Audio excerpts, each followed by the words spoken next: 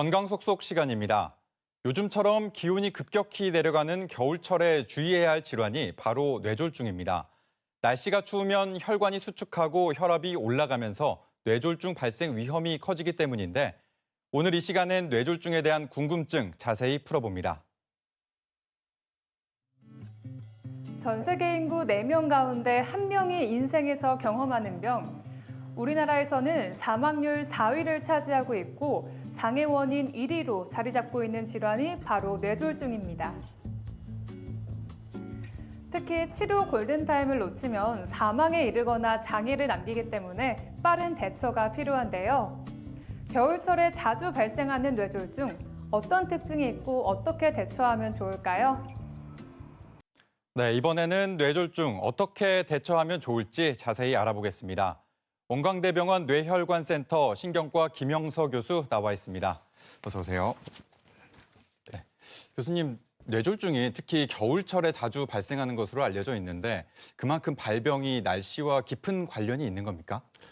네, 앞서 말씀드린 것처럼 뇌혈관 질환은 겨울철에 많이 발생한다고 알려져 있습니다. 기본적으로 겨울이 되면서 체온이 떨어지고 이러면 교감신경계가 자극되고 혈압이 올라가면서 혈관이 수축됩니다. 그러면서 혈전 생성이 높아지기 때문에 뇌혈관 질환이 겨울철에는 많이 발생할 수 있다고 알려져 있습니다. 네, 그리고 또 이제 뇌졸중 조기 증상을 아는 성인이 절반 수준에 그치는 것으로 조사됐다는 소식도 있었는데 뇌졸중 언제 의심해야 하는지 또 다른 질환과 구분할 수 있는 전조 증상 이런 게 있습니까?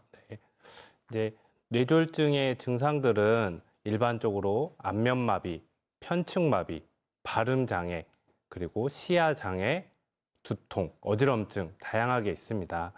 이 중에서 저희가 잘 기억할 수 있도록 몇 가지 말씀을 드리려고 하는데요. 이웃, 손, 발, 시선이라고 간단하게 축약해서 말을 할 수 있습니다. 이웃, 손, 발, 시선이요? 네. 이 하고 웃었을 때 얼굴이 웃음이 잘 지어져야 되는데 한쪽 얼굴이 웃어지지 않고 말꼬리가 처진다거나 손을 이렇게 들었을 때 손을 잘 들어주셔야 되는데 처음부터 손을 들지 못한다거나 손을 들렀는데 한쪽 손이 서서히 내려가는 경우 네. 한쪽에 마비가 있다 이런 걸 의심하실 수 있고요. 네.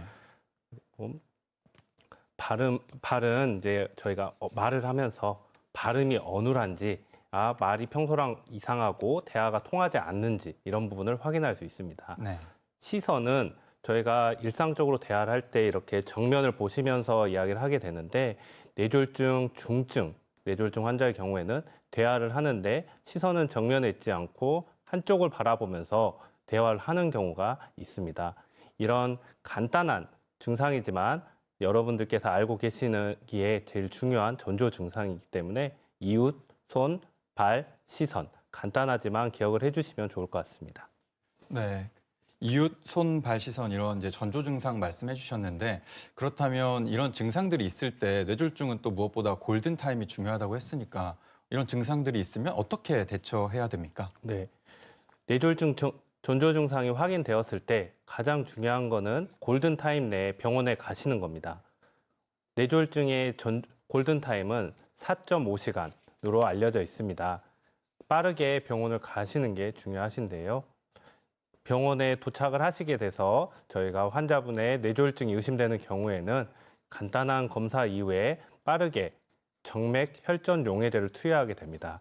그리고 환자분의 증상과 진료 검사 결과에 따라서 동맥 내 혈전 제거술이라고 하여 큰 혈관이 막힌 부분을 직접 시술을 통해 뚫어주는 시술을 진행하게 됩니다.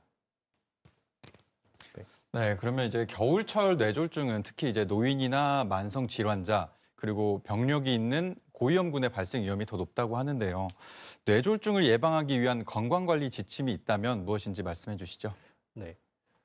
뇌졸중을 위한 건강관리 지침은 아마 평소에 많이 들어보셨을 겁니다. 일단 가장 먼저 생각하실 부분이 본인의 혈압과 혈당을 자주 체크해 보시고 자주 변동이 있거나 혈압이 높게 측정되신다고 한다면 운동도 필요하지만 약을 빨리 드시는 것도 중요하시고요. 건강검진을 통해서 저희가 고지혈증이 있는 경우에도 빠르게 약을 투약하시는 것이 도움이 되십니다. 특히 고령 환자분들이 많이 생기시고 최근에 이제 운동을 많이 하시게 되는데 운동도 간단한 뭐 걸음, 보행이나 산책도 좋지만 이 주 3회 30분 이상의 땀을 흘릴 정도의 운동이 몸에 도움이 됩니다.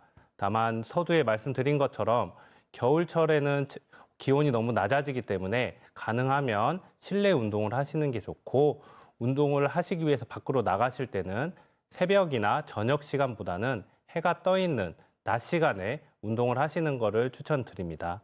그리고 고령 환자분들께서도 밖에 나가실 때 아주 이제 가까운 거리를 나가실 때도 가능하면 외투, 그리고 모자, 장갑 등을 통해서 몸의 체온의 급격한 변화를 피하시는 것이 도움이 됩니다.